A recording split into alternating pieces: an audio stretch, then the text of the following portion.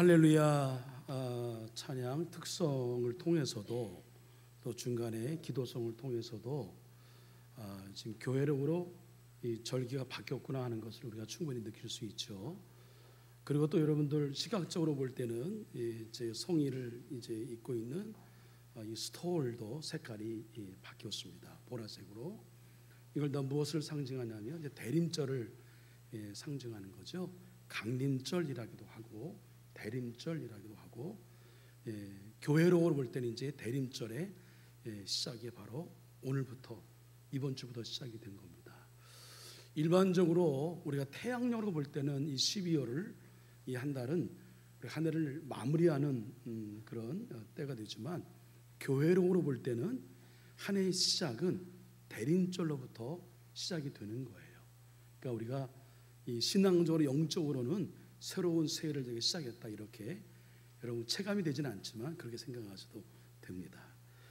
바라기는 오늘 이 대림절 절기 첫 주일 예배의 자리를 지킨 우리 한소의 모든 식구들을 위해도 이 한 해 동안도 주님과 동행하는 나날이 되어서 내가 하는 일을 통해서 하나님의 뜻이, 주님의 뜻이 이루어지고, 또 우리의 신앙은 점점 더 성숙해서 주님을 더 많이 닮아가 거룩에 가까운 삶을, 예수님과 비슷한 삶을 살아가는 우리 진정한 성도요, 진정한 제자가 되기를 주님의 이름으로 간절히 축원을 드립니다. 네, 말씀드린 대로 오늘은 대림절 첫 주일을 맞이하게 되는데, 이 대림절은 성탄절을 4주 앞두고 2000년 전에 이 땅에 오신 주님을 회상하면서 다시 오실 주님에 대한 우리의 기대와 소망을 굳건히 하는 절기, 이게 여러분 대림절입니다. 그러니까 대림절은 우리의 신앙의 기본, 내가 지금 복음을 붙들고 있는가, 그 복음을 붙들고 있음으로 인하여 내가 구원받은 성도가 맞는가, 또 나는 이제 죽음 이후의 세상, 저 나라에서, 하늘나라에서 영생할 것에 대한 소망을 내가 붙들고 있는가, 소망의 사람인가, 그리고 이 마음으로 하루하루를 살면서 또 성실히 신실히 살다가 예수님 오심을 내가 기다리고 있는가라고 하는 우리의 신앙의 기본을 다시 한번 뒤돌아보고 성찰하고 점검하고 다시 결단한다는 의미에서 겨울철의 사순절, 이렇게 명명하기도 합니다. 그렇기 때문에 이 대림절이 시작되는 오늘, 다시 오실 주님의 때와 그때 있을 징조, 그리고 그때를 기다리는 신앙의 자세에 대해서 말씀해 주시는 이 본문의 말씀을 우리는 반드시 한 번 정도 이 말씀을 들어야 하고, 이 말씀을 귀 기울여야 하고, 이 말씀을 우리의 마음의 중심에 새겨야 하는 것입니다. 자, 오늘 본문의 말씀은 세 단락으로 나눌 수 있는데요, 우리 최수환 권사님 가정, 우리 민서 서원이 같이 이제 성경을 읽었는데, 목소리만 들으면 이 집의 가장은 민서 같아요. 아주 목소리가 중후하고, 야, 벌써 이 민서가 이렇게 컸나? 그래서 상당히 놀랐는데 참 감사하죠. 그리고 사실 이 성경 봉독하는 일, 이게 쉬운 일이 아닌 건데, 우리 애들이 순종해서 와서 이렇게 성경을 봉독하는 것, 또 사실은 우리 민서 서원이는 바로 직전에 9시 예배를 드렸거든요. 이게 쉬운 일이 아닌데, 엄마 아빠가 권해서, 엄마 아빠가 권할 때 그냥 권하진 않았겠죠. 뭔가 조건이 있었겠다는 생각이 드는데, 여하튼 그래서 이렇게 성경 봉독 있는 거 참 보기 좋았습니다. 아마 우리 민서나 서원이에게 좋은 영적인 추억이 될 거예요. 내 안에 어릴 때부터 형성되는 영적인 추억이 있는 우리 아이들은, 우리 학생들은, 그 사람은 결단코 여러분 주님을 떠나지 않습니다. 하나님이 꼭 붙들어 주실 것이고, 또 하나님이 그의 앞길을 열어주실 것이고, 하나님이 기억에 쓰실 줄로 믿습니다. 아무튼 이 성경 말씀을 읽어주셨는데, 그 본문의 말씀 가운데에 25절에서 28절은 온 땅에 임할 종말에 관한 말씀이에요. 종말이 될 때에 어떤 일이 일어날까라고 하는 내용이고, 29절에서 30절은 두 번째로 무화과 나무 비유를 통해서 이제 예수님 다시 오시는 그날이 될 때 어떤 징조가 있겠느냐라고 하는 것을 주변에 있는 아주 쉽게 접하는 무화과 나무를 비유해서 설명해 주었고요. 세 번째로 34절에서 35절은 그러면 예수님 다시 오시는 그때 우리가 그때를 기다리며 우리가 무엇을 해야 되느냐, 어떤 준비를 해야 되느냐, 깨어 있을 것에 대한 권유의 말씀이 나오게 됩니다. 요 세 단락의 말씀이 나오는데 이 말씀을 근거해서 구체적으로 우리가 교훈을 찾아보고자 합니다. 자, 첫째로 예수님이 재림하실 때 어떤 일이 발생한다고 이렇게 기록되어 있습니까? 오늘 성경 말씀 보니까 25절에 보면 1월 성신, 그러니까 해와 달과 별들에게 이상한 징조가 있을 것이다. 그렇게 예언하고 땅에서는 민족들이 바다와 파도와 성난 소리로 인하여 혼란 중에 있으리라, 이렇게 예언합니다. 여러분, 이와 같은 일들에 대해서 우리는 너무나 지금 체감하고 있고 우리 너무나 잘 알고 있습니다. 최근 세계적으로 발생하는 이상기후나 기후변화, 그리고 지진이나 해일 등이 일어나는 이유는 해와 달이 예전과는 다른 영향을 지구에 주고 있기 때문에 그런 거죠. 또 지구가 이 태양과 달이 온전한 기능을 발휘하지 못하도록 뭔가 방해를 하기 때문에 이게 이상적인 어떤 기후 현상이 나타나게 되는 거죠.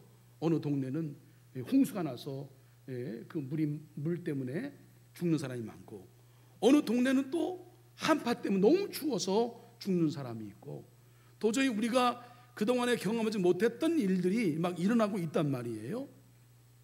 학자들은 이미 오래전부터 우주적으로 이상징후가 나타나고 있다고 보고하고 있는 건 우리 너무나 상식으로 알고 있는 사실입니다. 실제로 바다와 파도의 성난 소리들로 말미암아 구체적인 사건이 최근에도 발생하고 있지요. 여러분, 얼마 전에 뉴스 들으셨죠? 인도네시아에서 지진이 일어났는데 몇 명이 죽었어요? 268명이 죽었습니다. 예? 그리고 여러분, 우리나라도 예외가 아니잖아요. 물론 강도의 차이는 있지만 울산 지역이나 또 괴산 지역에서 지진이 일어났다, 이런 얘기 여러분 들으셨을 것이고, 백두산 언젠가는 저 화산 폭발할 것이다, 이런 얘기 하지 않습니까? 우리나라도 이게 지진이나 이런 자연재해가 다른 나라 다른 동네 일이 아니란 말이에요. 우리에게 있단 말이죠. 이런 일들이 일어나고 있다. 제가 이번에 일본 처음 다녀왔는데 규슈 지역 그 가고시마 후쿠오카를 다녀왔는데요. 거기는 성지예요. 일본 성인 26명이 그 이제 순교당한 그 기념관도 있고, 이제 일본이 나중에 기회 있으면 말씀드리겠지만 다른 데는 다 닫았고 외국의 문물을 받아들이는 지역은 가고시마 쪽만 열어놨어요. 당연히 거길 통해서 복음이 들어왔죠. 그러니 거기에 처음에는 잘 받아들였다가 나중에 그들의 세력이 강해지니까 엄청난 방해가 있었거든요. 그래서 수많은 사람들이 순교자의 피가 거기도 있더라고요. 곳곳이 보니까 성지였어요. 은혜를 많이 받고 왔습니다. 기회가 되면 우리 성경 공부 팀이든지 아니면 교사든지 때로는 청년부든지 한번 다녀왔으면 좋겠다는 생각을 갖고 왔는데, 그런데 지금도 그들은 2011년에 있었던 쓰나미 얘기를 합니다. 얼마나 충격이 컸으면. 지금도 그들은, 여러분, 원자탄이 히로시마 터진지 아시죠? 아니에요. 히로시마는 땅에 떨어져 이 폭탄이 이제 폭파하였고, 후쿠오카 그 지역에도 이 안개 때문에 잘 안 보여서 이게 사실 잘못 투하된 것인데, 후쿠오카 그 지역에 투하가 되었는데 공중 500m 상공에서 포탄이 떨어졌어요. 그래서 그 지역이 아주 초토화됐죠. 그 기념비 그런 것들이 곳곳에 있는 것을 보게 됩니다. 지금도 잊지 않고 있습니다. 이런 일들이 여러분 세계 곳곳에서 일어나고 있다라고 하는 거예요.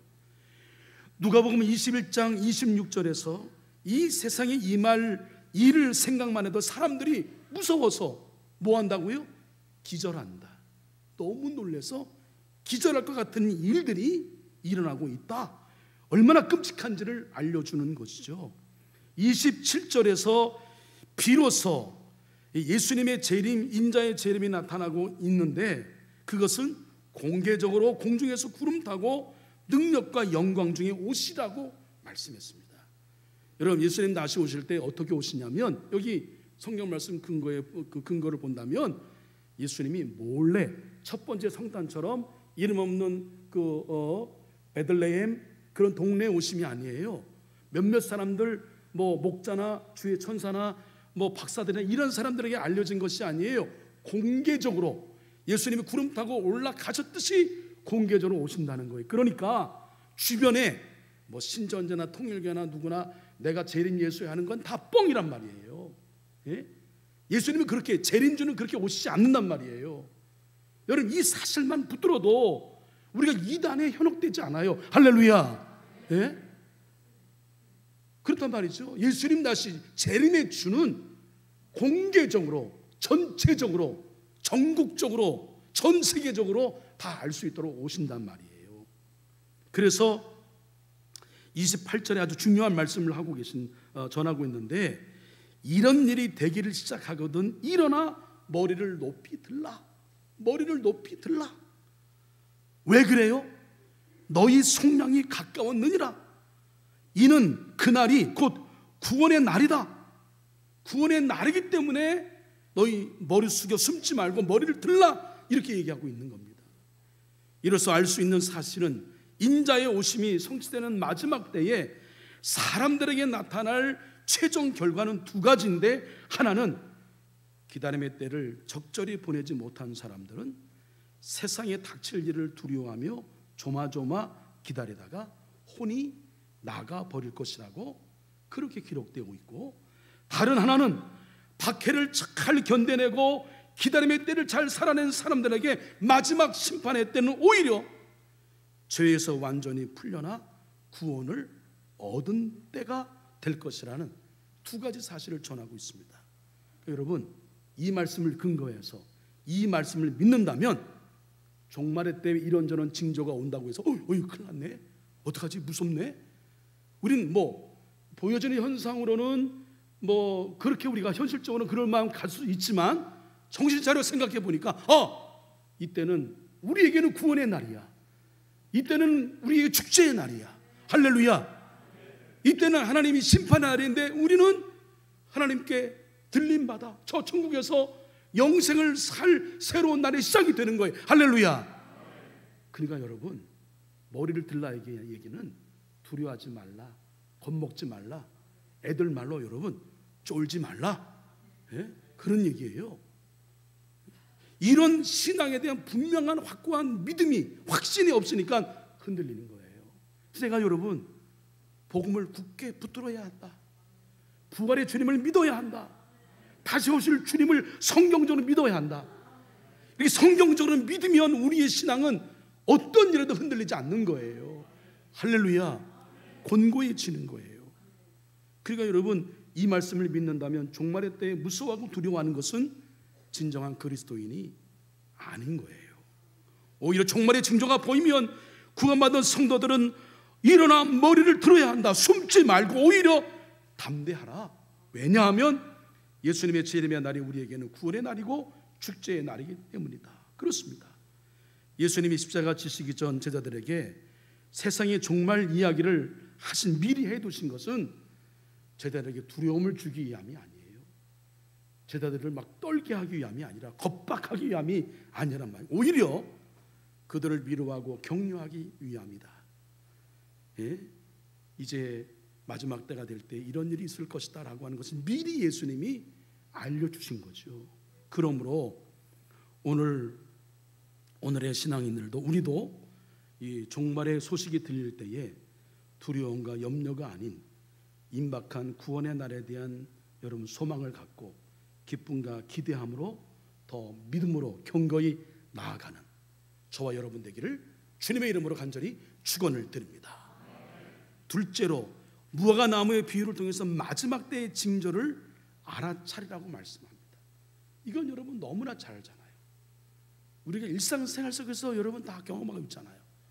여러분 아마 오늘 저녁 때 되면 여러분 그 신경통에 좀 이게 저 현상이 나타날 걸요. 무릎이 좀 아프고 허리가 좀 아프고 왜냐면 내일부터 비 온대요. 예? 이게 그 말씀이에요. 무화과 비유 뭐냐면, 특별히 무화과 나무의 비유를 말씀할 때 누가복음에서는 무화과 나무만이 아니라 모든 나무를 비유했어요. 무화과 나무는 여러분 유대인들 이스라엘 백성만을 상징해요. 근데 잘 아시는 대로 마태복음 병행 본문, 이 똑같은 기사의 내용이 다른 공간 복음서에 있는 것을 병행 본문이라고 하는데, 병행 본문인 우리 마태복음 24장과 마가복음 13장에서는 무화과 나무만 언급이 돼요. 왜 그런지 아세요? 마태복음의 주 대상자, 이 마태복음을 쓸 때에 그 누구를 염두에 두고 썼냐면 유대인들을 염두에 두고 쓴 거예요. 그러니까 그들의 어떤 그 관점은 유대인들을 어떻게 설득할까, 이해시킬까라고 하는 접근이에요. 그래서 모세 오경의 기틀 위에 여러분 마태복음에 족보 나오는 것도 다 그런 배경이죠. 근데 누가복음은 달라요. 독자가 달라요. 독자가 누구냐면 이방인이에요. 그래서 이방인들 때문에 예수님이 소외된 사람, 병든 사람, 가난한 사람, 이런 사람들의 관심에 대한 내용, 그들을 고치고 그들을 세워주는 내용들이 많이 나와요. 여기도 마찬가지로 무화과 나무만 언급한 것이 아니라 모든 나무라 그랬습니다. 이 모든 나무는 이스라엘 유대인뿐만 아니라 이방인들도 그들이 알 수 있도록 하나님께서 징조를 보이셨다. 그들도 역시 구원의 대상임을 확인하기, 다시 한번 환기하기 위하여 이렇게 이 비유를 들은 거죠. 근데 중요한 비유의 핵심은 뭐냐면, 이 무화과 나무가 새싹이 나요. 싹을 나면 여름이 오는구나, 이걸 안다는 거죠. 이건 너무나 우리는 사계절을 뚜렷하게 경험하고 있기 때문에 이건 그렇게 상식적인 일이죠. 우리 좀 있으면 이제 겨울이 되어서 우리 마당에 있는 저 화단, 작은 화단이지만 저기 있는 나무들은 다 우리가 눈에 보기엔 다 죽었어. 예? 다 잎이 떨어지고 그 밑에 있는 풀들은 여러분 다 죽었어요. 근데 때가 되어 우리가 이제 3월이나 4월쯤 되면, 우리가 사순절지나 부활절기쯤 되면 새싹이 나. 그 자라. 봄이 왔구나. 그걸 느끼듯이 하나님의 나라가 이 땅 가운데 오심도 그런 징조를 우리에게 보여주신다.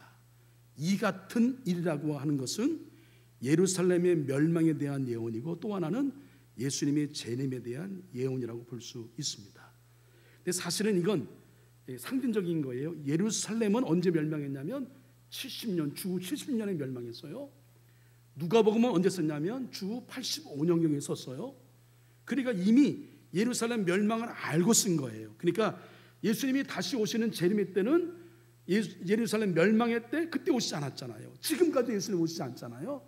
그러니까 여기서 말하는 이 같은 일이 일어나는 그때는 예루살렘 멸망의 때를 말하는 거고, 그 예루살렘의 멸망과 같이 이 땅에도 하나님의 심판의 날이 올 것이다 라고 하는 것을 그네들이 알고 있는 거룩한 성지, 그것을 비유를 들어서 더 이제 교훈을 확실하게 심어주기 위하여 비유의 말씀을 든 거죠.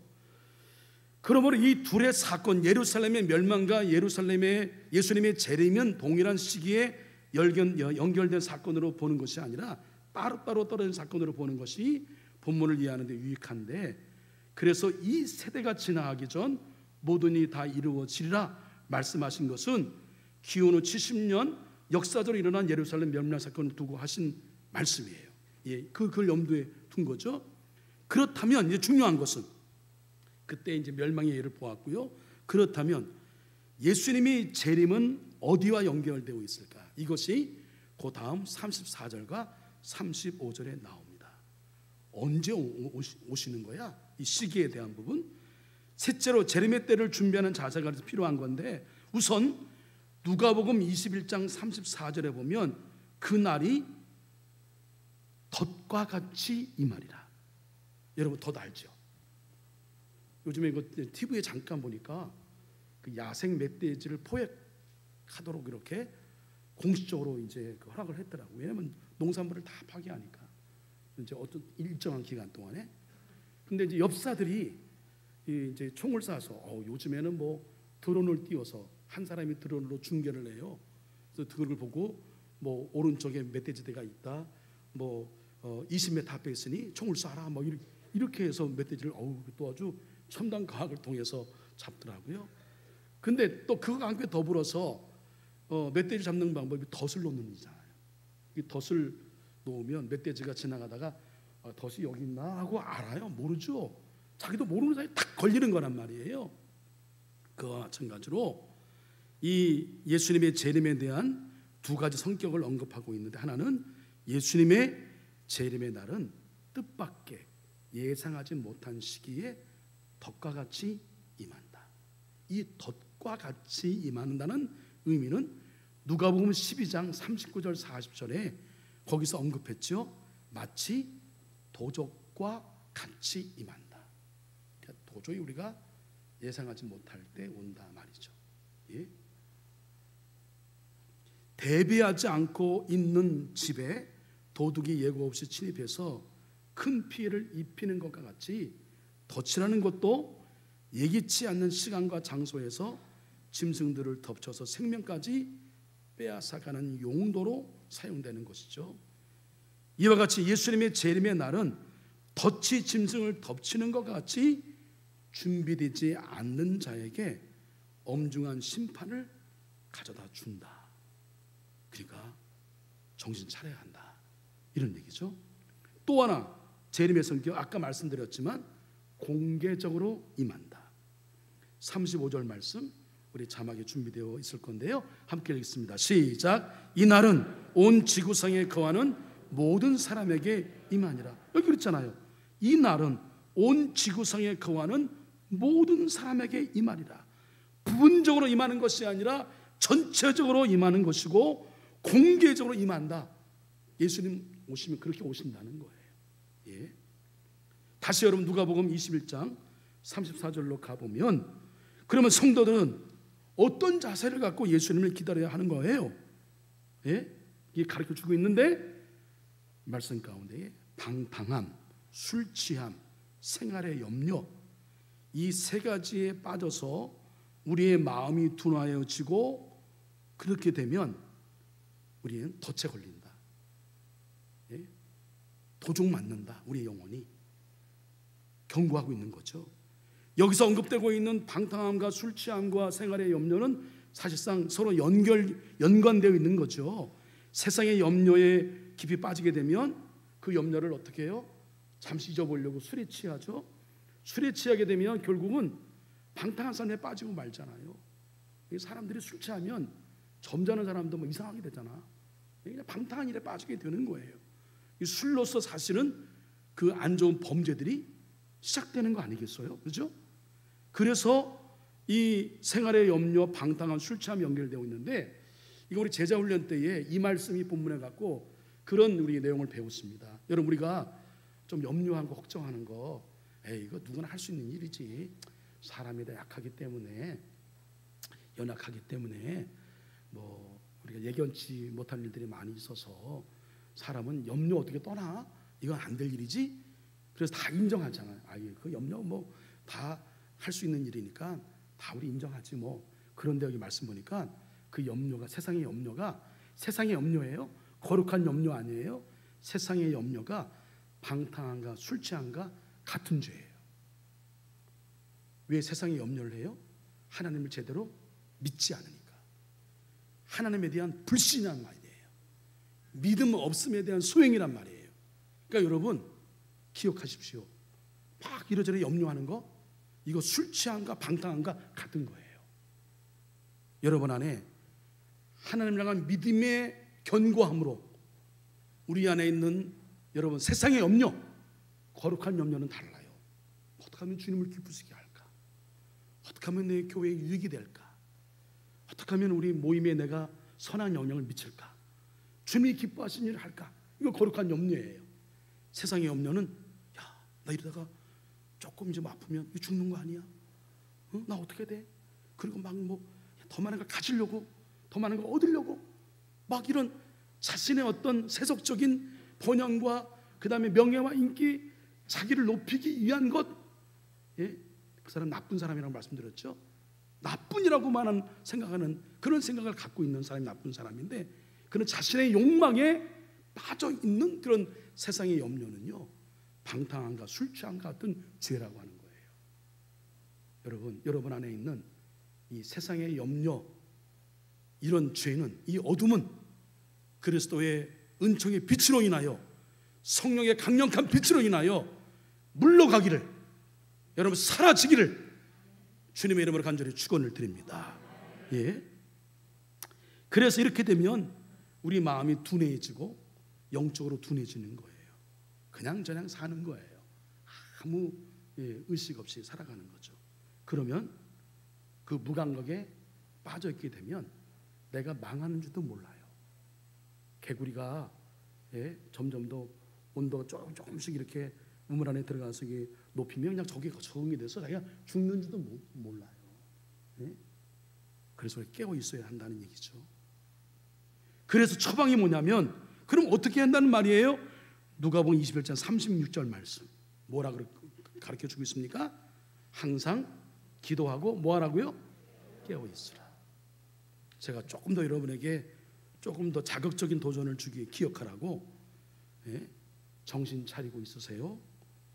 매달려 기도하면서. 여러분 정신 차리세요. 지금도 졸면 안 돼요. 졸면. 이쪽에 한 2분 정도 졸고 있는데 제가 이쪽을 안 보는 것은 민망할까 봐. 정신 차려야 됩니다. 안 그러면 우리 사단의 밥이 돼요. 그러면 우리는 결국은 무감각해져요. 제가 말씀드렸잖아요. 여성교회가 어디 나들이 가는 날, 제가 이제 6시 출발해서 5시 몇 분에 출발해서 기도하기 위해서 막 분주히 준비하고 있는데 그날따라 이상히 몸이 제가 느껴져요. 근데 우리 집사람 몰라요. 저만이 아는 거예요. 그래서 아유 괜찮아지겠지 하고 가서 기도하고 집으로 돌아오는 사이에 이제 괜찮아지겠지 하고 이제 갔는데 괜찮아짐이 그냥 괜찮아지지 않아요. 근데 그날 제가 우리 서울연의 몇몇 목사님하고 제주도 가서 뭐 일정이 있었어요. 그래서 다 만나기로 약속하고 또 제주도 가는 비행기 티켓도 다 이렇게 서로 같이 해서 끊어서 갔기 때문에 제가 빠지게 되면 저로 인하여서 일정이 좀 흐트러지는 거예요. 웬만하면 저는 가요. 그러면 근데 그날따라 제 마음 가운데에 성령이 주는 마음이죠. 너 가면 안 돼. 너 빨리 병원에 가. 이런 마음을 심어주셨어요. 갔더니 아니라 다를까 말씀드린 대로 심장에 혈전이 있어서 그것 때문에 관상동맥이 막혔고 피 흐름이 안 좋아서 문제가 생겼던 거죠. 의사의 하는 말이 걸어서 병원에 온 거 기적, 지금까지 아무 일이 없던 거 기적. 그러니까 여러분 우리가 무디면 저는 죽었어요. 저는 아마 여기 강단에 못 섰어요. 그대로 갔으면 모르고 제주도 갔으면 그냥 갔으면 그랬단 말이에요. 영적으로 마찬가지예요. 여러분 그날이 그날인 것 같고 뭐 그냥 전행 같지만 그게 아니에요. 신앙은 진보 아니면 퇴보예요. 그날이 그날인 것 같으면 여러분 지금 점점 내 영혼은 죽어가고 있는 거예요. 핍절해 가고 있는 거예요. 그럼 여러분 뭐라고 말씀합니까? 깨어 있어야 돼요. 정신 차려야 됩니다. 우리가 이럴 때가 아니에요. 여러분 우리가 겨우 내 신앙을 유지하기 위해서 주일도 지킬까 말까 돈 번다는 핑계로 주의 일을 멀리하고 주중에 여러분 건의를 하잖아요. 목사님 주중에 모이고 다 모이긴 뭘 모여요. 아무도 안 모여. 잘 안 모여. 그런 건의하지 마세요. 본인이 자신 없으면. 그렇게 건의하는 사람은 내가 먼저 하면서 건의하는 거예요. 근데 현대인들이 그래요. 우리의 신앙의 풍조가, 죄송하지만 세상 풍조가 그래요. 열심히 하면 저 사람 약간 좀 광신적인 사람이야. 옛날에는 여러분 아시잖아요. 옆 동네에서 교단이 틀려도 옆 동네에서 부흥회하면 다 갔어. 저 기억납니다. 은혜에 대한 사모함이 있었어요. 사경에 솥 이고 보따리 싸고 몇 날 며칠 가가지고 거기서 며칠 동안 사경회가 왔어요. 여러분, 겨우 우리가 주일에 요 한두 시간 예배 드리고 내 신앙을 지킨다고 생각하면 착각입니다. 사단이 우리를 그냥 내버려 안 돼요. 만만치 않아요. 한국 교회가 왜 능력을 상실했습니까? 저는 이런 열정이 식었어요. 예배에 대한 능력이 없어요. 경건의 능력이 사라졌어요. 한국교회 능력이 없는 거예요. 성령을 의지하지 않아요. 인간의 방법, 인간적인 생각, 내 어떤 경험들, 내 체험들, 사회과학, 과학적으로 증명된 것, 인문학, 이런 것들로 교회 안에 모든 것들이 다 채워졌어요.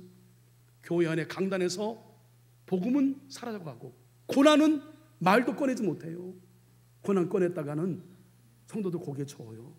축복 전해야 되고 번영 전해야 되고 시온의 길이 확 열린다고 하고 형통한다고 하고 복음이 없어요. 그러니까 복음이 없으니 조금만 바람 불어도 교회 학원 끊듯이 끊는 거예요. 예? 자기 기분 나쁘면 기분 나빠 교회 안 나오는 거고, 예? 또 자기 의는 또 얼마나 강해요. 조금 안다고, 여러분 죄송합니다, 조금 안다고 막 다 하는 것처럼, 기도해서 조금 뭐 보이면 뭐 다 보이는 것처럼 자기 의가 너무 강해요. 이런 것들은 여러분 성경적이지 않아요. 그런 능력이 상실된 거예요. 교회 안에 여러분 능력을 다시 끌어올리기 위해서 기본이 뭐냐면 깨워 기도하는 거예요. 늘 목사님 하시는 말씀이니 하신다 그렇게 생각하지 마십시오. 이건 여러분의 영혼이 살고 죽는 문제란 말이에요. 저는 여러분 인정하든 인정하지 않냐든 저는 하나님의 종이에요. 저는 영적인 의사예요. 예? 영적인 의사가, 여러분, 의사가 이 사람이 죽어져 가는 걸 그냥 본다? 그 의사예요? 아니에요. 영적으로 한국교회 여러분 정말 정신 차려야 할 때입니다. 예? 영적으로 여러분 성도 한 분 한 분 정말 정신 차려야 돼요. 우리 당회를 준비해서 오늘 청거위원회 모이는데 여러분 솔직히 이 사람 권사 됐으니 나도 권사 돼야 마땅해. 예? 교회 나온 연수 비교하고 이런 거 볼 때 너나 나 별 차이가 없어. 근데 교리와 장정에 근거하고 우리가 알고 있는 우리 어르신들, 옛 어르신들의 기준으로 바라볼 때에 죄송하지만 임을 세우는 사람은 아무도 없어요. 교리와 장정의 기본도 못 채워요. 근데 우리의 기대는 부족하지만 이렇게 직분을 세워서 이와 비슷하게라도 새로운 마음을 갖는다면 그게 좋겠다고 직분을 세워요. 그래서 세웠어요. 속았어요. 그렇게 안 해요. 이름만 권사예요. 이게 무슨 의미가 있어요? 교회 안에서 권사로 불려지는 게 여러분 괜찮은 건가요? 아유 뭐 집사면 어떻고 권사면 성도면 어때요? 그 하나님 앞에서 중요하지 않습니다. 예? 정말 내가 신실한 성도로 살아내느냐? 예? 정말 능력 있는 하나님의 성도로, 하나님의 백성으로 살아내고 있는가? 정말 그 능력 안에 내게 주어진 일들을 성실하고 신실한 마음으로 감당해 나가는 자인가? 이게 중요하죠. 예? 그러니 죄송하지만 교회 능력이 상실된 겁니다. 예? 겉으로 행사를 통해서 이루어진 일들, 그건 사실은 큰 의미는 없어요. 진정한 부흥은 우리의 심령에서부터 일어나야 될 줄로 믿습니다. 예? 내 안에 정말 사모하는 마음, 뜨거운 마음으로 기도하지 않으면 안 되겠다. 내가 헌신하지 않으면 안 되겠다. 찬양대 와서 내가 봉사하지 않으면 안 되겠다. 예?